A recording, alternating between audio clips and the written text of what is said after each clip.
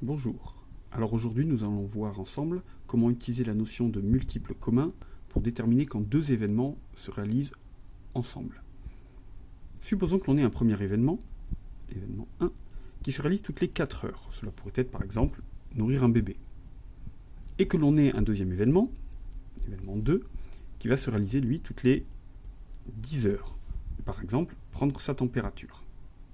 Et l'on nous dit qu'à un instant donné, que j'appelle I, l'instant initial, les deux événements se réalisent. La question que l'on se pose alors, c'est quand est-ce que ces deux événements se réaliseront de nouveau ensemble au même moment. Pour faire cela, c'est très simple.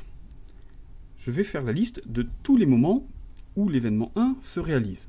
Alors il se réalise au moment initial, au bout de 0 heure, puis il se réalise au bout de 4 heures, 8 heures, 12 heures, 16 heures, 20 heures, 24 heures, etc., etc. Bien évidemment, cette liste, elle continue sans fin.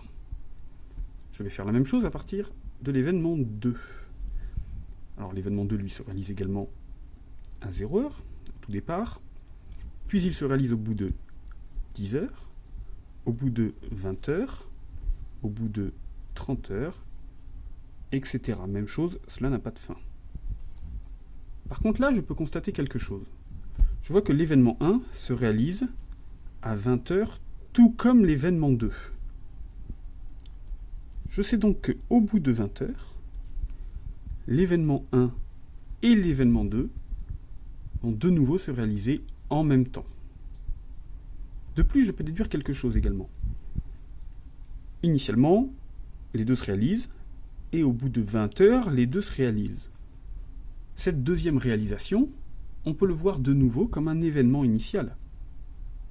Donc si je vous demandais, après cette première ou cette deuxième rencontre au bout de 20 heures, combien de temps après ils vont de nouveau se rencontrer? Eh bien, ils vont se rencontrer de nouveau, 0, 4, 8, 12, 16, 20, 0, 10, 20, de nouveau au bout de 20 heures.